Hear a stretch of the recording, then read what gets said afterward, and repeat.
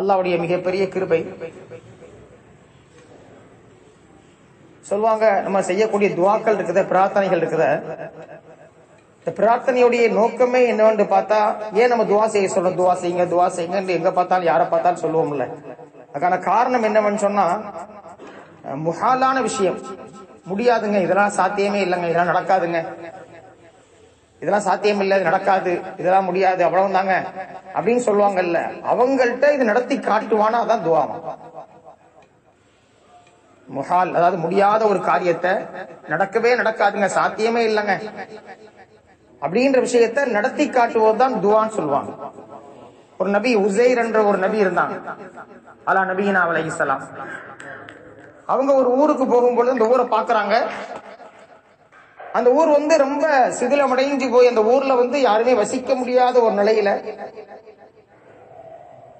எந்த விதமான பராமரிப்பு இல்லாததன் காரணமாக அந்த ஊர் அப்படியே அவ்வளவுதான், அந்த ஊரே அவ்வளவுதான் அப்படின்னு ஒரு நிலையில இருந்துச்சான். அப்ப அவங்க அண்ணா யுஹ்யாதி, இது எப்படி ஹயாத்தாகும் இந்த ஊர் அப்படின்னு நினைச்சாங்களாம். இந்த ஊர் எப்படி ஹயாத்தாகும் நினைச்சாங்களாம். இப்ப அல்லாஹ் என்ன செஞ்சா அவங்கள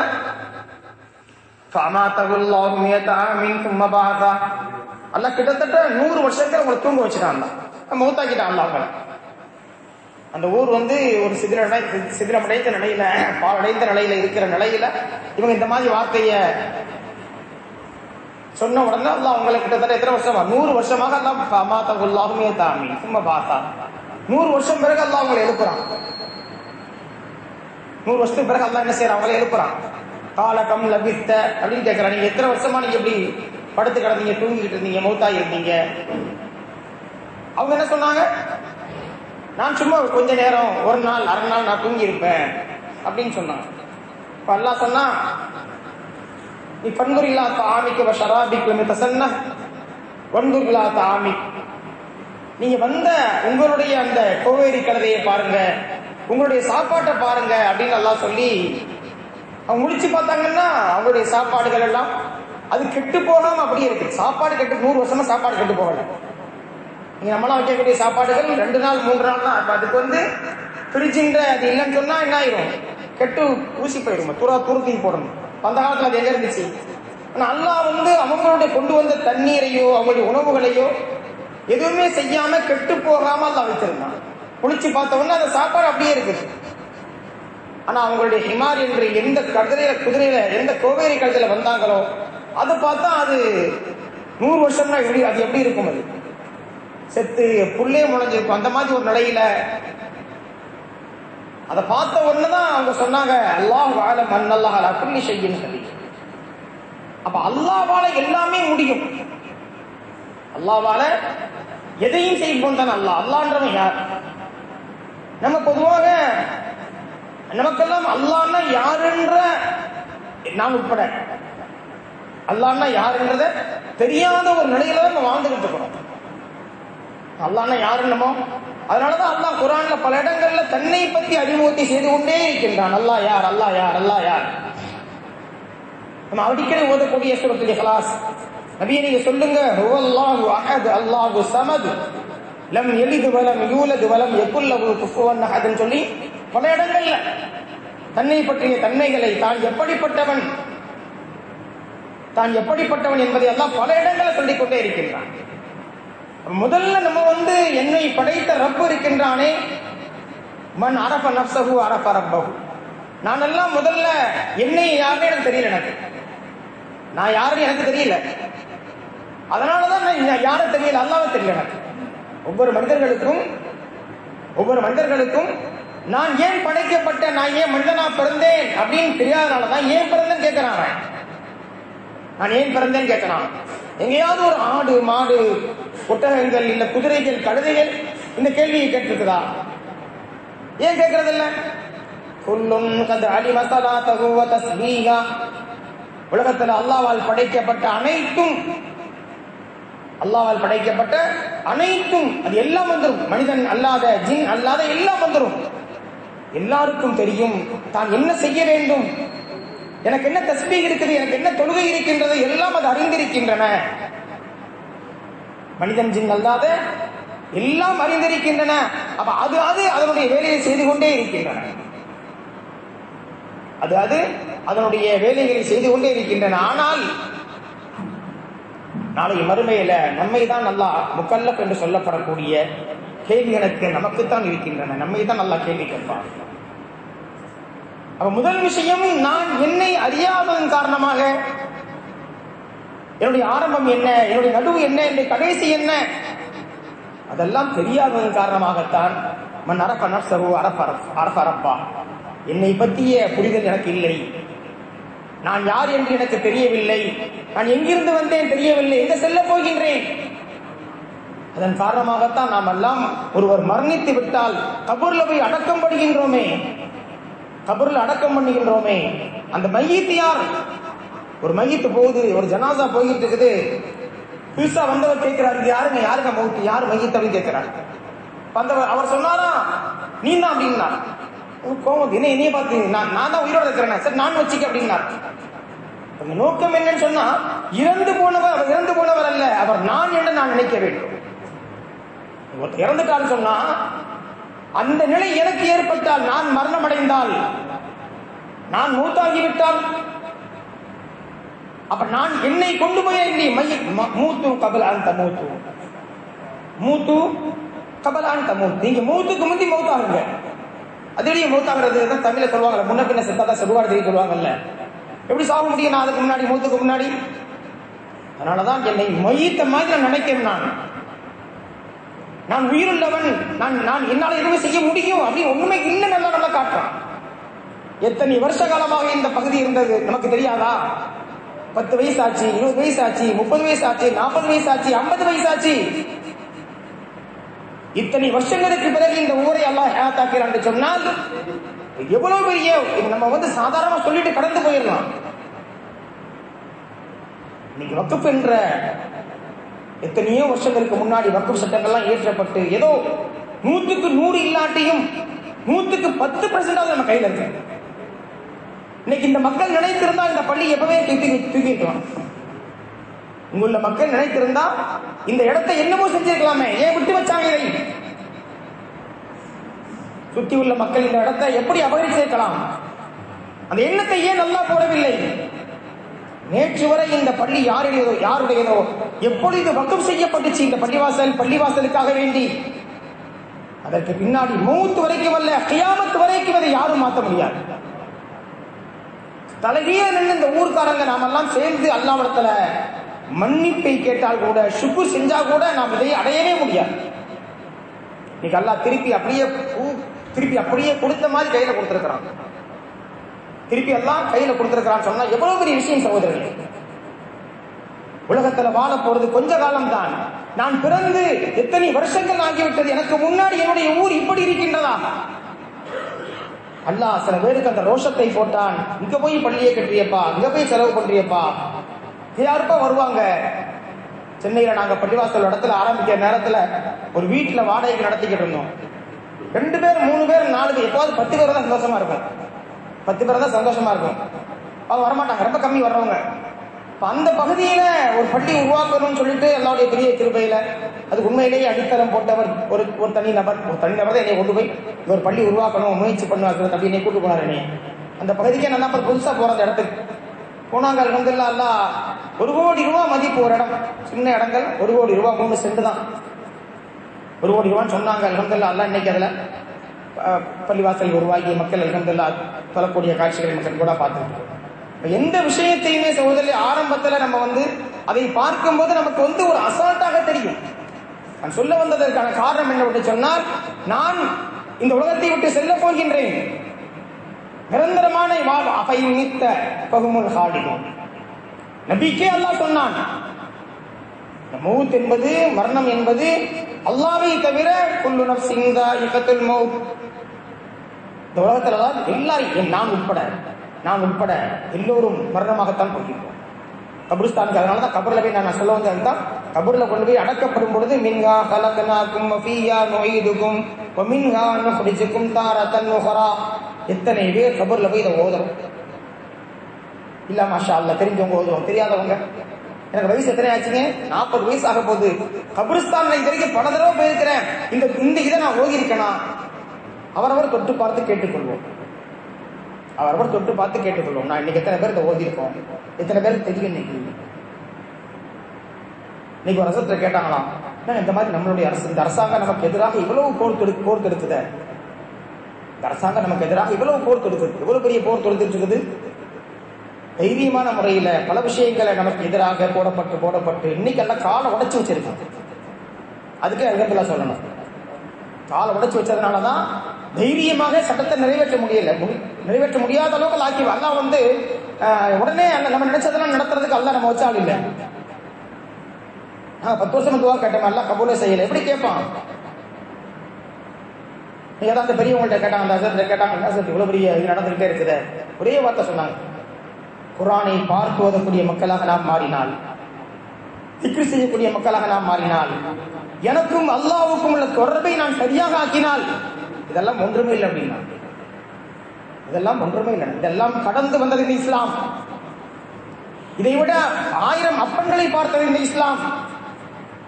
நேற்று வரை யாருடைய பெயரை சொல்லிக் கொண்டு அட்ரஸ் இல்லாம போயிட்டான்.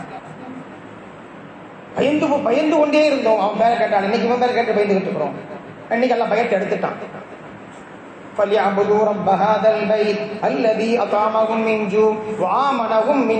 நம்முடைய பயத்தை விட்டு பாதுகாப்பவன் யாருங்க? அந்த அல்லாஹ். நீ அவனை வணங்குன்றான். நான் இன்னைக்கு வணங்க தயார் இல்லை. நான் அவனை குர்ஆன் ஓத நான் இன்னைக்கு தயார் இல்லை. நான் திக்ர் செய்ய நான் தயார் இல்லை. ஆனா நான் நினைச்சதெல்லாம் நடந்துடணும். எல்லாம் அப்படியே நடந்துடணும். அல்லாஹ் அப்படியே நம்ம வச்சிருக்கிறான். அலிஃப் லாம் மீம் ஹஸிபன் நாஸ் ஐ யுத்ரகு யகூலு ஆமன்னா வஹும் லா யுஃப்தனூன். நாங்களாம் மூமின் ஆயிட்டோமே, அல்லாஹ்வை நம்புனோமே. அல்லாஹ் கேட்கிறான், சத்தியமிட்டு அல்லாஹ் கேட்கின்றான். மனிதன் நினைத்துக் கொண்டானா இவன் ஈமான் கொண்டான்னு சொன்னவன சும்மா விட்டுருவனா? அல்லாஹ் கேட்கிறான். நம்மளாம் மூமின் தானே, நம்மளாம் முஸ்லீம் தானே, அல்லாஹ் வணங்கி இருக்கோம், அல்லாஹ் நம்புறோமே. உன்னை நீ சொன்ன உடனே விட்டுருவனா? உன்னைய உன்னை சோதனையில் ஆக்குவேன், சோதனையில் உள்ளாக்குவேன். நமக்கு மீண்டும் மீண்டும் மீண்டும் சோதனைகள் தான். இந்த உலகம் அந்த உலகம் தான். நான் இந்த உலகத்துல நான் நினைத்த மாதிரி நான் வாழ்வேன் என்று சொன்னால் இந்த உலகத்தெல்லாம் தரவே இல்லை. அதற்கு அவன் தரவே இல்லை. உலகத்தெல்லாம் நமக்கு தரவே இல்லை, அப்படி தரவே இல்லை. எப்படி இந்த மண்ணிலே இருந்து மின்ஹா ஹலக்னாக்கும் வஃபீஹா நுஈதுக்கும் வமின்ஹா நுக்ரிஜுக்கும் தாரத்தன் உக்ரா. இந்த மண்ணில் நான் உங்களை படைத்தேன். கொஞ்சம் யோசித்து பாருங்க. இந்த கபிரிஸ்தான் நபி ஒருத்தர் அடக்கும் பொழுது அவர்கிட்ட நம்ம ஒரு 3 தடவை மண்ணை போட சொல்லுவாங்க. எல்லாரும் மண்ணை போட்டு வருவோம். அங்க ஓத வேண்டிய ஆயத், இந்த ஆயத் அங்க ஓத வேண்டிய ஆயத். மின்ஹா ஹலக்னாக்கும், இதே மண்ணிலிருந்து அவங்களை படைத்தோம். வமின்ஹா நுஈதுக்கும், இதே மண்ணிலிருந்து திருப்பி நம்ம என்ன செய்வோம்? உங்களை மறுபடியும் மீட்டுவோம். வமின்ஹா நுக்ரிஜுக்கும் தாரத்தன் உக்ரா. மறுபடியும் இதே மண்ணில் தான் என்ன செய்வோம்? அல்ல அந்த மண்ணிலே, இந்த மண்ணில இருந்து அவனை பறக்க வச்சா இந்த மண்ணிலே அடக்க வைக்கிறான். நாளைக்கு அதே மண்ணில இருந்து திருப்பி எடுக்க வைப்பான். நம்ம கண்ணுக்கு முன்பாகவே சென்ற மாசத்துல வயநாடுல மக்கள் எப்படி போனாங்க? மண்ணுக்குள்ளே போயிட்டாங்க. தோண்ட அந்த மக்கள் சொல்லுவாங்க, தோண்டாது, விட்டுருங்க, அப்படியே விட்டுருங்க அப்படின்னாங்க. ஏன் தோண்டா? கை தனியா கால் தனியா வரும். கை தனியா கால் தனியா வரும். இதுக்கு மேல தோண்ட வேணாங்க அப்படி அங்குள்ள மக்களை நிறுத்துற அளவுக்கு.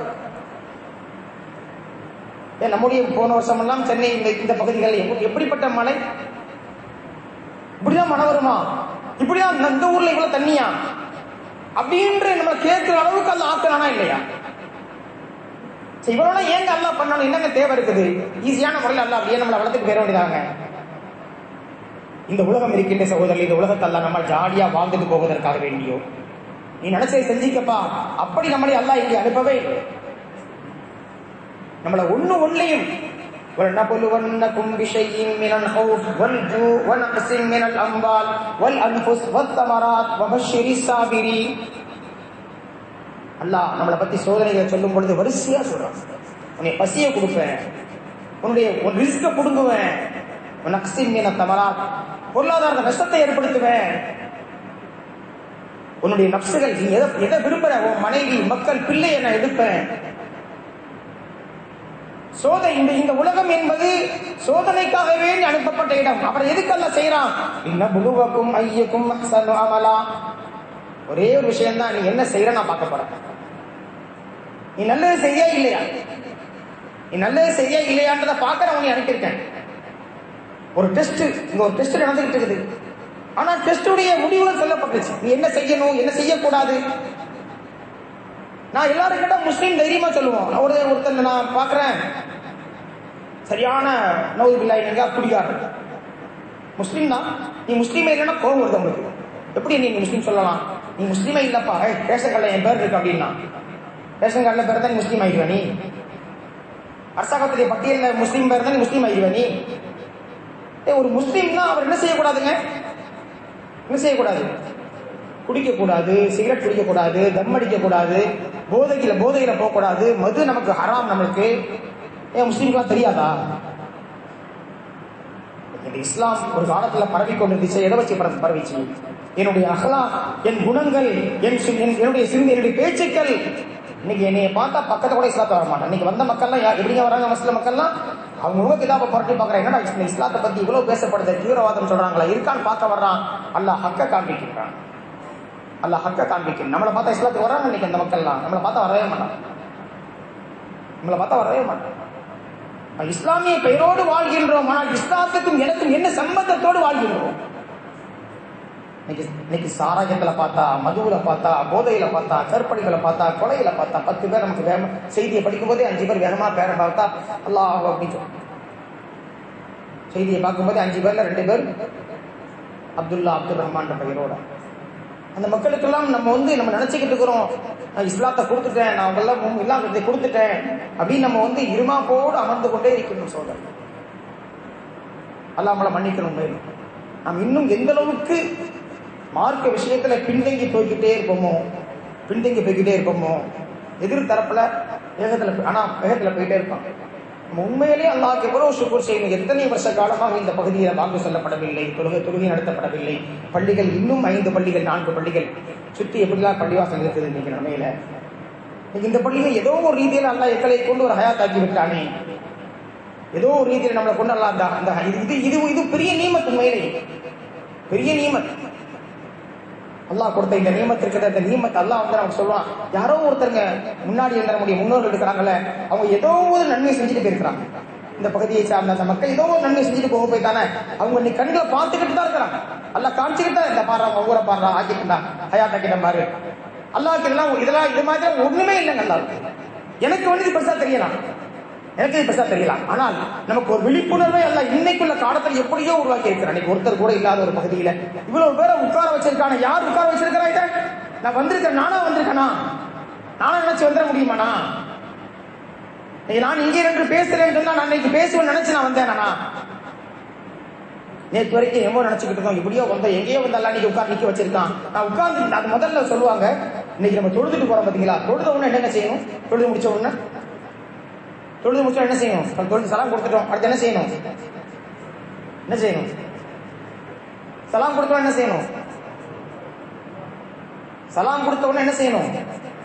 தைரியமா பயப்படாதீங்க, தப்பாயிரமா நினைக்காதீங்க. என்ன செய்யணும்? எதுக்குங்க பாவமா செஞ்சோம்? தொழுகை என்பதே என்னது? அல்லாஹ்வுடைய இபாதத்து, அல்லாஹ் வணங்கி இருக்கோம், இதுக்கு இஸ்திக்பார் செய்யணும். அல்லாஹ் அதான் மா அரப்னாக்க ஹக்க மாரிஃபத்தி மா அபத்னாக்க ஹக்க இபாதத். இந்த தொழுகைன்றது அவ்வளவு பெரிய உயர்ந்த நிலை. நான் போய் தொழுது இந்த தொழுகையை நான் சரி பண்ணியிருப்பேனா? நீங்க என்னால ருக்கூல என்ன ஓதுறோன்னு தெரியல, சஜிதா என்ன செய்யணும்னு தெரியல, எப்படியோ நம்ம தக்பீர் கட்டி ஏதோ செஞ்சுக்கிட்டு இருக்கிறோம். எத்தனை பேருக்கு நம்ம இது விஷயங்கள் தெரிஞ்சு நம்ம வந்திருக்கிறோம். சரி, தெரிஞ்சா கூட சரியா செஞ்சேனா? அல்லாஹ்வுடைய இபாதத். 2 சஹாபாக்கள் தொழுகை நின்னாங்க சொன்னா, ஒரு புறா தலையில நின்னா கூட ஆட மாட்டாங்க, அசைய மாட்டாங்க, அப்படி நிப்பாங்க, அப்படியே நிப்பாங்க. அங்கெல்லாம் ஃபேன் இருந்துச்சா, ஏசி இருந்துச்சா, என்ன இருந்துச்சு உங்களுக்கு? சஜிதா செய்ய போனா கல்லு தான் குத்தும் உங்களுக்கு. நீங்க பள்ளிகள்லாம் எப்படிங்க மொசைக்கெல்லாம் போட்டு, டைல்ஸ் போட்டு, எல்லாம் கார்பெட் போட்டு, சரி போட வேண்டிய எல்லாம் போட்டாச்சு, எந்த குறையும் இல்லை. இந்த விரைவில் இன்ஷால்லா ஏசியும் போட்டுடலாம் அந்த பள்ளியில், அப்படிதானே? நீங்க கண்டிப்பா போடதான் தப்பு, அதெல்லாம் இஸ்லாத்துல தப்பு அப்படிலாம் கிடையாது. இந்த பள்ளிவாசலுக்கு இன்வெர்டர் கரண்ட் அடிக்க திடீர்னு போகுது, இன்வெர்டர் தன்னோடு எங்கேயோ தூரத்தில் ஒருத்தர் நியேட் பண்ணி அவர் ஒரு இன்வெர்டர் கொடுத்துருக்காரு, இன்வெர்டர் போட்டாச்சு. இப்போ அடுத்து என்ன நினைப்பாங்க? வெயிலா இருக்கப்பா ஒரு ஏசியை போடுவோம், நன்மை கிடைக்கதான் செய்யலன்னு இல்லை, எல்லாம் ரைட்டு. வர வேண்டியது எனக்கு வரலன்னு சொன்னா எல்லாம் செஞ்சு லாபம் தான், இஸ்திக்பார் தான் செய்யணும். அப்ப சொன்னாங்க, நம்ம தொழுகை முடிச்ச உடனே அஸ்தக்ஃபிருல்லாஹ்ன்ற வார்த்தையை சொல்றது இருக்குல்ல, அல்லாஹ்ட்ட மன்னிப்பு கேட்கிறோம். இபாதத் செஞ்சது இபாதத்து, அதுக்கு மன்னிப்பா. அப்ப நான் செய்யற பாவத்துக்கு என்ன மன்னிப்பு கேட்கறது? தொழுகைக்கே நான் இப்ப மன்னிப்பு கேட்கறேன்னு சொன்னா, ஒரு ஜும்மாவோ இல்லை தொழுகைக்கோ நான் மன்னிப்பு கேட்கறேன்னு சொன்னா, நான் செய்யக்கூடிய மத்த பாவங்களுக்கு, அப்ப நம்ம செய்யக்கூடிய சில பாவங்களை அல்ல பாவமாவே செய்தான் காட்டல. நம்ம எல்லாம் தப்பு இல்லப்பா, எல்லாம் பாவம் இல்லப்பா, சாராயம் குடிச்சியா குடிச்சிக்கப்பா, அப்புறம் பாத்துக்கலாம்பா, குடி குடிச்சியா அதெல்லாம் பார்த்து அப்புறம் பாத்துக்கலாம்பா, அந்த நிலையில நம்ம எப்படி ஆக்கிட்டான்னு சொன்னா, தொழுகலையா பரவாயில்லப்பா, தொழுகலன்னா அதுக்கு என்ன இருக்கு? எத்தனை பேருக்கு நம்ம தொழுகலன்னா ஒரு கவலை வருதுங்க. இன்னைக்கு நம்ம எவ்வளவு பேர் பஜ்ர் தொழுதுருக்கோம், நான் கை தூக்குன்னு சொல்லல, அடுத்த ஊர்ல நம்ம சொல்லக்கூடாது. என்ன அவங்கவுங்க கேள்வி கிடையாது. நான் இன்னைக்கு எத்தனை பேர் பஜ்ர் தொழுகி இமாம் ஜமாத்தா பள்ளியில போய் நான் தொழுதேன். நான் அதான் சொல்லுவாங்கல்ல, இஸ்ரேல்ல ஒரு யூத அமைச்சர் சொன்னாங்களாம்ல, முஸ்லீம்களை பார்த்து உங்களுக்கு பயம் இல்லையா? பயம் இல்லையா? ஒரே வார்த்தை சொல்லிட்டான், பயம் வரும். எப்ப பயம் வரும் தெரியுமா? ஜும்மா மாதிரி சுபுவுக்கு மக்கள் தான் பயந்துரும் அப்படின்னா, ஜும்மா மாதிரி ஃபஜ்ர் தொழுகைக்கு இந்த முஸ்லீம் மக்கள் வருவாங்க, அப்ப நாங்க பயப்படுவோம். ஏன்னா அல்லாஹ் சொல்றது பொய்யாகாது. மாற்று மக்களுடைய உள்ளங்கள் அல்ல உள்ளத்துல பயத்தை போடுகின்றான். இந்த பயத்தை இன்னைக்கெல்லாம் எடுத்துட்டான். அந்த பயம் இல்லாமல் போய் தான் நம்ம சொத்துலேயே கை வைக்கிறாங்க. கொஞ்சம் யோசித்து பாருங்க, இன்னைக்கு மக்கள் சொத்துக்காக வேண்டி இன்னைக்கு எவ்வளவு போராட்டம் நடக்குது. நம்ம சொத்தை நம்ம வாங்குறதுக்காக அவன் குடிக்கிறக்கூடாது, இவன் கொண்டு வந்த சட்டமே நமக்காண்டி நலனின் நாடியாச்சு அவன் செய்யறாம. எத்தனை சட்டமா இருக்கட்டும், பொதுச்சிவில் சட்டமா இருக்கட்டும், சிஏ என்னென்ன சட்டமா இருக்கட்டும், முத்தலாக் சட்டமா இருக்கட்டும், எல்லாமே நம்முடைய முழு வெறுப்பினுடைய உச்சகட்டம். வெறுப்பினுடைய உச்சகட்டம். நாளைக்கு நோதுமில்லா வாங்க சொல்லக்கூடாது, சொல்லக்கூடாது. இந்த யூபியில எல்லாம் வந்துருச்சு, ரோட்ல யாரும் தர முடியாது, ட்ரெயின்ல ஸ்டேஷன் யாரும் தர முடியாது. ஒரு நேரம் வந்துச்சு எங்கேயும் தொழிலாட்டம் இருந்துச்சு, இன்னைக்கு எவனும் தொழிலத்துக்கு வருவான். நம்ம இன்னைக்கு அதெல்லாம் விட்டதன் காரணமாக தைரியமா ஆட்டம் போடுகிறோம். நம்ம இன்னும் எந்த அளவுக்கு அல்லாஹ்வின் மீது பயத்தை பெருகிக் கொண்டே இருப்போமோ, இறையச்சத்தை பெருகிக் கொண்டே இருப்போமோ, அந்த மக்களுடைய உள்ளத்துல நிச்சயம் நம்மளை பற்றிய பயத்தை போடுவோம். இங்குள்ள மக்களுக்கு அல்லாஹ் அந்த எண்ணத்தை போட போய் தான் நம்முடைய இடம் நமக்கே இப்ப கிடைச்சிருக்கு. நம்ம இடம் நம்ம கிடைச்சி இன்னும் எத்தனை இடங்கள் இது மாதிரி எத்தனை இடங்கள் இருக்குதோ அதெல்லாம் அதெல்லாம் இன்னைக்கு நம்ம இவ்வளவு பேர் வந்திருக்கோம் சொன்னா எதுக்காக வந்திருக்காங்க? ஒரே ஒரு காரணம் தானங்க, அண்ணல் மசாஜ் இல்லை. இந்த பள்ளி வாசல் யாருக்குள்ளதுங்க? ஒரு தனிநபருக்கல்ல இது. அண்ணல் மசாஜ் இல்ல, இந்த பள்ளி வாசல் அல்லாஹ்வுக்குரியது, அவ்வளவுதான்.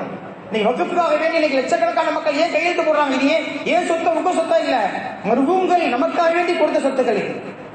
முஸ்லீம்கள் பயன் பெற வேண்டும் என்பதற்காக கொடுக்கப்பட்ட சொத்துக்கள். இன்னைக்கு அந்த சொத்துல என்னால முடிஞ்ச என்ன செய்ய முடியுமோ என்னால பெரிய போராட்டம் பண்ண முடியல.